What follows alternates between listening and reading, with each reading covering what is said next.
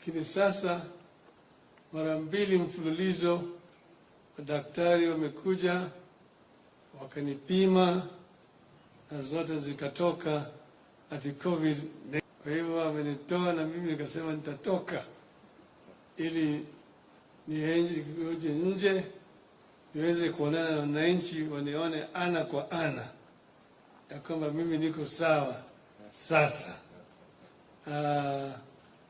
Tena wanipate ni fursa ya kuona miradi zingine za maendeleo hapa Nairobi na vile vile nje ya Nairobi, huko nchi ya Kajiado. Miaka karibu 10 iliyopita niliongea juu ya mambo ya miundo msingi. Nikaulizwa ati njia gani ambayo tunaweza kuleta maendeleo kwa njia ya kasi katika taifa letu. Nikasema number 1, infrastructure. Number 2, infrastructure.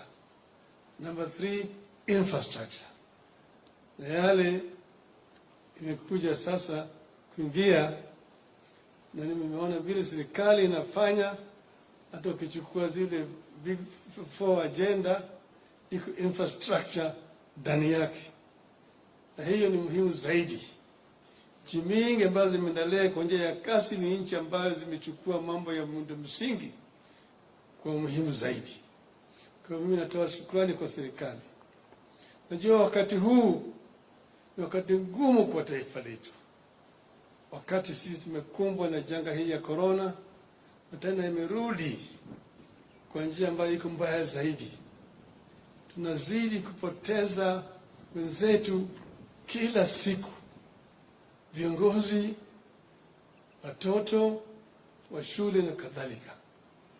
Lakini mpaka sisi tuzidi kujihadhari na kufuata yale kanuni ambayo inatoka kwa wataalamu ambao tumeweka pale. Najua ni ngumu zaidi. Tena kuna eneo zingine za uchumi ambayo watu wanaumia kabisa. Na mimi najua ya kwamba serikali itajaribu kusaidia wale wengine ili waweze kumudu shida kwa wakati huu kama sasa. Sasa tunaelekea kwenye sherehe ya Pasaka. Ina sababu nataka nichukue fursa kutakia kila Mkenya, ingawaje tuko na shida, lakini tuwe na Pasaka njema kila mahali ambayo sisi tutakuwa. Vile rais amesema, mbele tuko na kazi ya kufanya ya kuunganisha Wakenya ili Wakenya waje kama kitu kimoja. Tunataka kurudisha Kenya kwenye gurudumu pale ambaye ilianza wakati tulipopata uhuru, ili Wakenya wawe kama Wakenya ambaye hakuna ubaguzi ya ukabila, ubaguzi ya kijinsia, ubaguzi ya kirangi na kila kitu. Mimi nina hakika tukiungana pamoja tutafaulu. Hivyo Pasaka njema kwa kila mtu, na tuombe Mwenyezi Mungu azidi kulinda taifa letu. Asante. Kwa hivyo ni wapatia nafasi kuuliza maswali zenu. All right. My name is Sam Gituko from Citizen TV, and it's good to see you, former Prime Minister, in your element. I just want you to clarify or tell us about what the kind of treatment regime you're going through, and as you went through these 3 weeks, were you scared at any point in time? And to you, Mr. President, of course, after the measures that you announced last week on Friday, there's been a lot of cry, especially from institutions and firms that have been affected by the partial lockdown and the other containment measures. So for you, as you listen to this cry, which sometimes mostly is genuine, what is that will make you decide to go back to the economy operating in full capacity, as it were? Well, you hardly can tell how you contract this disease, because you really try to do your best. Like I've been keeping social distancing, been wearing masks, and I've also not been avoiding crowding. But it just comes, and you find yourself feverish and getting a little bit weak, and then when they do the test, then they find that you are positive. But I do believe that the best way to go is to follow the instructions that we are getting from our experts. There's really no other way out of it. And, but also, now that vaccination is available, I really want to encourage our people to take advantage, particularly those who are advanced in age, to do vaccination. I am going to personally arrange to do a public vaccination so that people can see that I have confidence in the process. Thank you. I think the issue you raised is a self-answering question. I want to make it categorically clear that the measures that we have imposed are not my measures. These are measures that have been brought to us by those who have the knowledge, the professionals, the doctors, the medical practitioners, the scientists. They went through and we had long sessions with them. And this was their recommendation, that if we are to stem this virus from continuing to grow, kill people, the only thing we can do is to lock down. In fact, if we had gone by their extreme measures, they had wanted us to lock down the whole country. We had to come down to tell them we also have an economy, we also have livelihoods, which we must consider. And that is why they picked those counties that we locked down as the most heavily infected counties, and we went for what is called a partial lockdown, not even a total lockdown, a partial lockdown. As the Honorable Prime Minister has said, it is true. As a result of that partial lockdown, some segments of our economy are indeed hurting. The hospitality sector, the bars. We also know that churches are not having the opportunity to gather, but at the end of the day, we have not said that people cannot pray. And we welcome people to pray in their homes. But the most important thing is that we must stay safe. And by staying safe means we do everything that is possible to follow the protocols and the guidelines that have been given to us by the health experts. The washing of hands, the social distancing, the wearing of masks. And indeed, encourage those, especially of that age bracket that is most vulnerable, is the elderly, who are most susceptible to death, to be vaccinated. And as to when these measures will be removed and we can go back to normal, which is our prayer every single day, depends on how we are able to flatten this curve. When will we be able to get to an infection rate that has gone to a high of almost 27% in those counties that I've mentioned, back down to below 5%, which is the recommended level in order for us to be able to open up the economy again.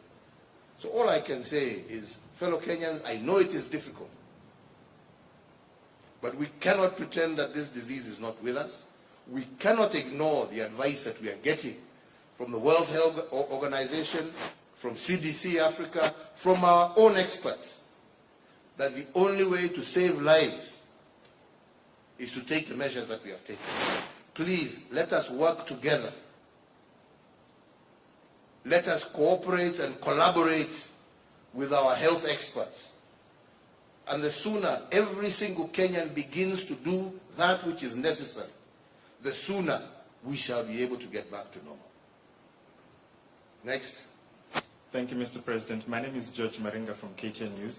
And as you speak about, ensuring that the percentage reduces to below 5%. We've seen the donation to the 5 countries, and the question that, of course, Kenyans are asking is when shall, last year you introduced, or rather you announced the mitigation measures to cushion Kenyans.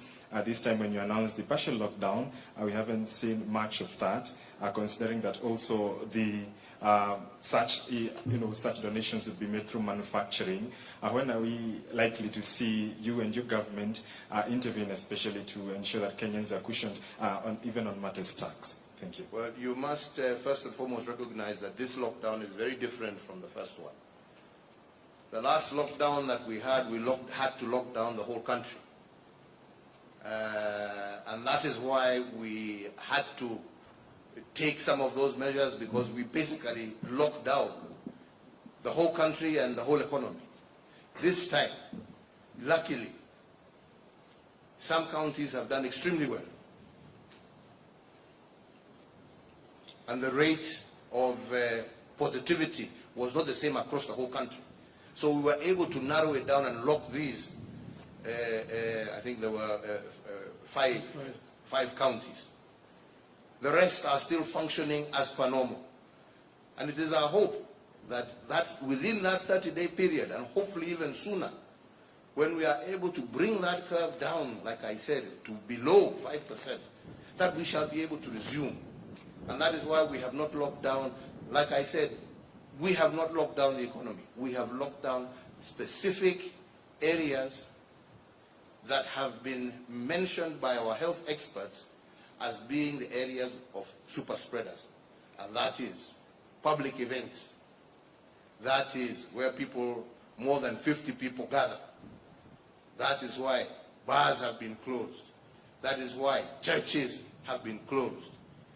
But the rest of the economy is still going on. We have not closed our markets. They are still operating, all within normal operation times.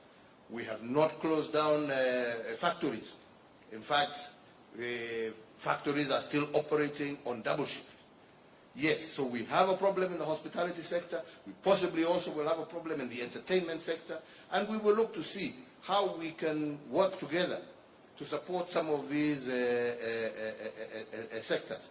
But that will have to be on an issue-by-issue basis, because it's not, when you talk tax, you talk about the whole country. You're not talking about a section of the country. So we will have to look at whatever measures that we can take that can specifically apply to within those particular counties. We have, for example, in Nakuru, where they have said there will be no licenses, they will be paid, because that is how they are going to cushion the business operators in Nakuru. We hope the other counties will also do similar interventions, so that the levies that people have been paying and so on and so forth, are waived in those counties that are affected. So it will have to be a case-by-case basis, because this is not a national lockdown, and we cannot do different tax measures, for one county as opposed to another. This is what I hope you will understand. All right, thank you, Mr. President. My name is Gina Kirori from NTV. My first question is to do with the hospitality sector. Are there any specific incentives that are going to be put in place to cushion those? I think I've just answered that. In terms of domestic travel, because there's still that issue of domestic travel, of flights chartering from back and forth. Are there any specific incentives for that sector? And my second question is, with what happened with the third wave, political rallies were banned, but we saw double standards several times. What's going to be done differently now to ensure that when you say political gatherings are banned, they are banned and no one is going to go through with them? Thank you. Let me put it to you this way, because I think it is a reverse question. I think that you have a huge responsibility to show out those people who are breaking. That is why, specifically today, when we went to launch these roads that we were doing, when we went on the inspection site, we have actually done it virtually, only with the company of the Right Honorable Prime Minister and yourselves. We didn't call in the general public. We counted on you, and we thank you very much for being able to accompany us, so that other Kenyans are also able to see and to take note of what is happening. So I think that is all I can say, that we will do everything we can, but we will also depend on you, members of the Fourth Estate, to help us, to show up those who will flaunt these rules. And we will ensure that anybody who does, action will be taken against those people. We want to be able, and we say we can work, we can do all these things like we have spent the day with you, without necessarily breaking the COVID rules. So we have shown that it is possible. We can work within that framework. And we hope that others will do. And those that don't, there will be no differential in the measures that shall be taken against them. Thank you so much, Mr. President. My name is Givas Lumaina from Cairo. My question is, on regards to the vaccination and the vaccines, and this is AstraZeneca, a section of Kenyans are worried that we've only managed 1.2 doses, and some have taken their first doses, some have not yet taken it completely. What's the progress so far? For those who have taken, some are saying if the government there's no plan or it could delay, then they could miss on their second doses, and even for those who have not taken completely. Thank you. I want to assure you that nobody who has taken their first dose, and that I can give you complete assurance, is going to miss out on their second dose. That's point number one.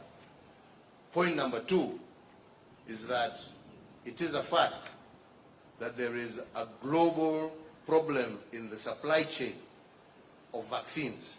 Every single country is having problems accessing vaccines.